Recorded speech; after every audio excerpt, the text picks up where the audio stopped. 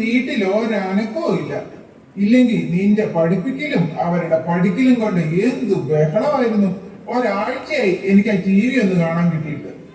ഓ, പക്ഷെ മക്കൾക്ക് മാർക്ക് കിട്ടുമ്പോ ആ മുഖത്ത് വലിയ സന്തോഷമാ. അത് പിന്നെ അങ്ങനെയല്ലേടി. ജോയൽ, മാർട്ടിൻ, മക്കളെ ഇവിടെ വാ. എന്താടാ തോമാച്ച ഒരു ബഹളം? നീ മക്കളെ വിളിക്കുവാണോ?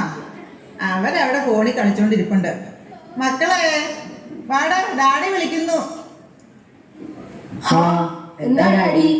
നമ്മൾ അടുത്ത ആഴ്ച മലയാറ്റൂരിന് പോകുന്നു. Very nice. മലയാറ്റൂർ എന്തിനാ പോകണേ?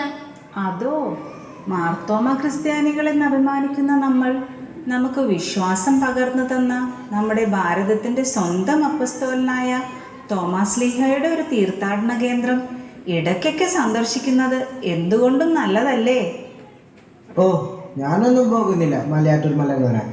നമ്മുടെ പിതാവായ തോമാസ് ലീഹ യേശുക്രിസ്തുവിന്റെ സുവിശേഷം അറിയിക്കുവാനായി ജെറുസലേമിൽ നിന്ന് ഇന്ത്യയിലേക്ക് വരാൻ കാണിച്ച തീഷ്ണതയുടെ 1% മക്കളായ നമ്മൾ മലയാറ്റൂർ മല കയറാനെങ്കിലും കാണിക്കണ്ടേ? പിന്നെ ഒരു തീക്ഷ്ണത. അതേ മോനെ, ക്രിസ്തു ശിഷ്യരിൽ ഏറ്റവും തീഷ്ണമതിയും ധൈര്യശാലിയായിരുന്നു നമ്മുടെ തോമ.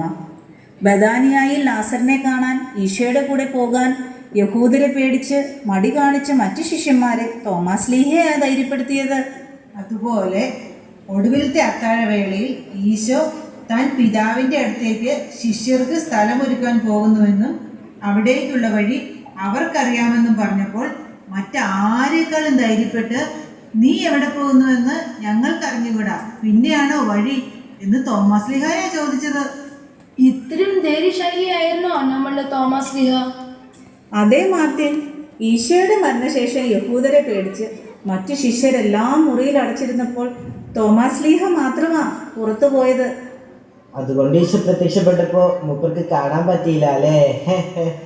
അതുകൊണ്ടെന്താ, യേശുവിനെ കുറിച്ച് വിശുദ്ധ ഗ്രന്ഥത്തിലെ തന്നെ ഏറ്റവും വലിയ വിശ്വാസ പ്രഖ്യാപനത്തിനുള്ള അവസരം തോമാസ് ലീഹയ്ക്ക് കിട്ടി. അതെങ്ങനെ? അതോ,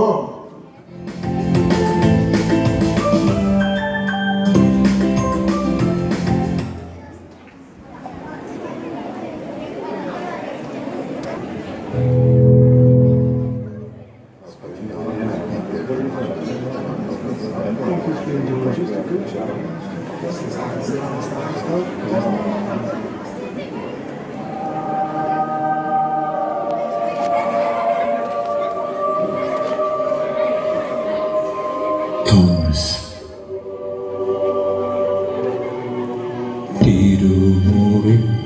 തിരുമുറിപ്പാടുകളിൽ തിരിച്ചറിഞ്ഞ